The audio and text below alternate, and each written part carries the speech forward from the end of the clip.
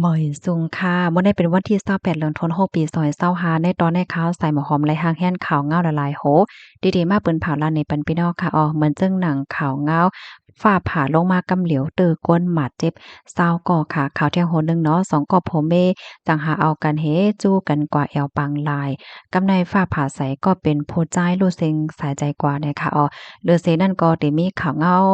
ก็เป็นแม่ค่ะนะเกิดลูกอ่อนวัยเยาว์ในเคิงอังเอาลูกไว้ที่ห้องยาเหมานั่งซ้ำเตปอกขึ้นเมืองเฮ็ดไหนอ่อนตั้งเปิ้นได้แต่ก็เข้ามาถ่อมด้วยข่าวเงาโหในอ่อนตั้งค่ะนะลองตั้งเปิงเป็นได้แต่ก็เป็นดีเมืองอเมริกาไหนค่ะเมื่อป่นมาหลายวันในก้อยเนี่ยขนาดไรเกิดขึ้นเปิงเป็นฟ้าผ่าค่ะเมื่อวันที่24เดือนธันวาคมปี2025ข้าวยามกลางค่ำ5โมงปลายเจ้าในค่ะฟ้าผ่าลงมาดีฝั่งปางหลายอันมีหิมจำโซนมอนเซอร์ดีในเจเมืองเซาท์แคโรไลนาเมืองอเมริกาเฮ็ดให้ตึกคือก้นหมอกซาวก่อค่ะเพราะว่าเจ้าหน้าที่เขาเลยรับตึงแล้วเดียวกว่ากดทัดในก็เลยก็โหทุบขันก้นหมัดเจ็บค่ะเนาะโพใหญ่8ก่อและหลวน12ก่อเฮ็ดให้เขาในวันที่อันฟ้าผ่าลงมานั้นเป็นกลางวันลงแต่ฟ้าป่างลงไว้มีฟ้าเงึบฟ้าฝนสังเฮ็ดให้เฮ็ดให้คนตั้งน้ำตั้งหลายตกอกตกใจก้อยกะว่ากามหลีมีคนบาดเจ็บก้อยถึงสายใจเฮ็ดจังไหนคะไลโฮวาที่เมืองอเมริกาในก้นที่อัญญาฟ้าผ่าเสรูเซนใส่ใจกว่าในปีในเป็นกว่าสีก็เย้าว่าจังไหนค่ะลูกดีข่าวง่าโหในเสกับในฮอคามาถ่อมด้วยข่าวแทงโหนึงค่ะดอกในก็เดเลยว่าเป็นข่าวเงามองใจลงก็ว่าไรค่ะนะสองก็โพเมจังหาเอากันก้อยเพราะว่าเอากันเยอะเปิดเด็กกว่าฮันนีมูนในนั้นนะก้อยกะว่าก็เป็นเจ้าหมาเจ้าโผนั่นย่าฟ้าผ่าลูเซงกว่าไหนออก เจ้าหมานั่นมีชื่อว่าเจ็กเนี่ยเนาะอายุเลย29ปีค่ะมั่นใจเนี่ยก็เลยจูเอาตั้งแม่นางมันในกว่าเลกว่าแอลกว่าโมนตีปังหลายดีเจเมืองฟลอริดาเมื่อวันที่20เดือนธันวาคมปี2025ค่ะเมื่อพ้องตีจุกเฮ็ดด้วยตั้งฮังลีปังหลายอยู่นั่นอยู่ๆก็ฟ้าผ่าลงมาค่ะนะเมื่อพ้องนั้นได้ค่ะอันฟ้าป่างเลี้ยงลีน่ะนั่นน่ะเนเป็นข้าวยาม12:30นเป็นกลางวันสำหนังข้าวยามในปื้นตีเฮ็ดไหนกำนันเจ้าหน้าที่เขาในก็ไล่ฮิปเนี่ยจอยเถียมมันเอาตัวมันส่งกว่าที่ห้องยาลื่นสุดก็มั่นใจรู้เสียงกว่าเมื่อวันที่21เดือนธันวาคมปี2025นั่นค่ะหรือเสนั่นก้อยหนังหรือเสนั่นค่ะเมื่อวันที่20เดือนธันวาคมปี2025นั่นก็ไล่ครบทบหันก้น2ก่อถุงยาฟ้าผ่าตีปางปอกกอฟอันมีไว้อยู่ดีใจเมืองฟลอริดาและรับบาดเจ็บเหมือนกันนะคะข้อมูลในคาลิปมาที่ห้องการข่าวสดออกไว้เนี่ยค่ะเพราะว่าเฮาคามาด้วยกับปันวิวในเพศสภาวะฟ้าผ่าเนี่ยก็ไข่เฮาไข่แก้มไว้ค่ะเนาะพี่น้องค่ะลูกดีข่าวเงาโหได้เห็นแล้วกำในเฮาคามาถ่อมด้วยข่าวเงาเที่ยงโหนึงค่ะเนาะอันนี้ก็เป็นตีเงาเงินซึกหาง KIO ออกคอที่สั่งให้ปิกอึดล้าน KTV ทั้งหมดในนาหลินกุ้มกำนะคะเงาเงินตับซึกหาง KIO ออกคอที่สั่งให้ปิกอึดล้าน KTV อันมีในนาหลินกุ้มกำเขาว่าจังไหนไล่หันซึกหาง KIO ออกคอที่สั่งเมื่อวันที่22เดือนธันวาคมปี2025นั่นว่าหนังหือยาเมากำเตม่วยหายหลายในนาหลินกุ้มกำนั่นค่ะตำเปิงมันเสียวก็ตึกสืบเฮ็ดสร้างกว่ากำจันอยู่ว่าเฮ็ดจังไหน ในลิกนั่นเตรียมไว้เทียงว่าจ้อมหนังจุ้มก็มาตีฝ่ายเพียวมวยยาเมากำต่างลาดมาแหน่นั่นเจมปอเฮิรนแม่เฮิรนก้นหนุ่มเขาแล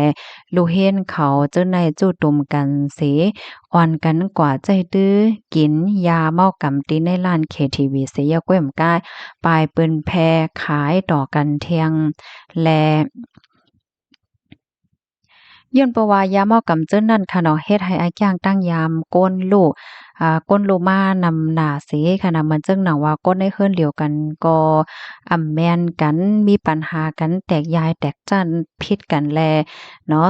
สั่งจังไรที่สั่งให้ปิกอึดร้าน KTP ในพื้นที่อันอยู่ในนาเล่นกุมกำดันว่าเฮ็ดไหนค่ะก้อยกะว่าได้ลิปืนเผานั่นค่ะนะไรเตรียมไว้ป้าว่าแต่กึดต่อถึงมื้อไหลซึ่งหือเข้าตั้งก็หือแลจึงได้ข้อมูลในก็คาลิปีมาที่ห้องการข่าวเงาหางเสียงได้เตรียมต่างไว้เนี่ยค่ะเพราะว่าเฮาคามาโดยเนาะแสงมวลซื้อแสง KTV ว่ะสว่าเจ้านายเฮ็ดให้ค่ะนะลูกดีข่าวเงาโหได้เห็นแลบางเพิ่นเฮาคาได้มาถ่อมด้วยข่าวแทงโหนึงค่ะในก็เป็นรองตีหลากหลายค่ะเนาะมันก็ได้มีความถามว่าใจเต้อยู่5อันนี้ก็เป็นรองแต้เนี่ยค่ะแห่งการก็หนึ่งอายุเลย20ปี เกิดลูกเนาะก้อยกะว่าลูกซ้ำอำยูรีเนสิแลคึงเอาลูกไว้ที่ห้องยาเฮหลอมปอกขึ้นเมืองเนี่ยเอามาวันที่25เดือนธันวาคมปี2025ข้าวยามกลางค่ำ4โมงปลายค่ะเนาะก็มีนางยิงก่อนหนึ่ง มันนางเนี่ยก็มีฝางหางแปลกๆเปิงๆลีทางเทิมไหวให้เนี่ยนะมันนางเกิดลุกไหวที่ในโรงยาเสลักหลอมเปิดตาเตปายออกโรงยาเนาะกำนันเปิ้นก็เลยตึงลาดเนี่ยเจ้าหน้าที่ภูมิพลพรเขาไว้หลังเสเปิ้นเลยรับตึงลาดเย้าเนี่ยก็จังไรมากกดทัดด้วยดีโรงยาเพราะว่ามากดทัดก็เลยคบทบหันนางสาวหน้าอายุเลย20ปีเป็นแห่งการแคมโบเดียค่ะมันนางเนี่ยก็ลาดว่า มื้อค่ำวันนั้นวันที่24นั่นค่ะเนาะมันก็เจ็บต้องเจ็บนั่นน่ะเนาะกำนันเปิ้นก็เอาส่งกว่าที่โรงหยาตลาดไหนเนาะมื้อกลางไหนเจ้าตี4ของวันที่5เฮ็ดไหนค่ะข้าวยามสืบบ้านเนี่ยก็เกิดลูกออกมานั่นน่ะลูกอ่อนในตึกก็เล็กน่ะตึกอยู่ในท้องอายุในท้องเนี่ยมี6เดือนปลายก้อยเนี่ยค่ะเป็นลูกอ่อนจ้ายค่ะน้ำหนักไม่อยู่เกาปากกำให้ไหนเอาเผอว่าเกิดมาแล้วก็ไล่เอาเข้าตู้อบกำเหลวค่ะก็เพราะว่ามันเกิดอ่อนตั้งข้าวมันเฮ็ดจั่งเนี่ยนะก้อยน่ะว่ากายุดยาซ้ำกานั่นน่ะเนาะบ่อยากเขาก็ออกมาลั่นว่าสิแลจ่ายกะนั่นกะไหนแหน่เงินในห่ำหนำอาจ20,000มันเฮ็ดจั่งใดเฮแลมันนางก็ว่ามีเงินนำกะนั่นที่เดปันว่าสังว่าเฮ็ดให้น่ะเนาะตั้งฝ่ายผลิตเขาเนี่ยก็ไล่เอาโตนางสาวหน้าในก็ต้องถามโหยยมันดีโคงผลิตเมืองตลาดเฮไว้หลังเสถามได้ถามเฮาสังสิงเหย้าเนี่ยค่ะเนาะเปิ้นก็แลกับสารตั้งกาคงยาเส เปิดอะเดต่อเอาค่ะเมลุกเนี่ยส่งกว่าดีเรียนลิ้นแล้วก็ส่งกับดีเมืองแคมโบเดียค่ะให้ห้องยาเมืองแคมโบเดียเขานั้นมาหับลุ่มลาด้วยถึงกว่าเฮ็ดไหนค่ะอ๋อเกี่ยวก็ไปลองในนางสาวอ้อนอายุ42ปีอันเขาให้การจ้อมกันดังนางสาวหน้าในก็ใครในว่านางสาวหน้าในมาให้การที่ในเมืองไทยค่ะเนาะเหตุการณ์โรงงานไม้หอมจ้อมก็เป็นโพและหมอกแปดเลินเจ้าในเนี่ยค่ะเมอโคเลินโทนที่6ที่ป่นมานั่นใน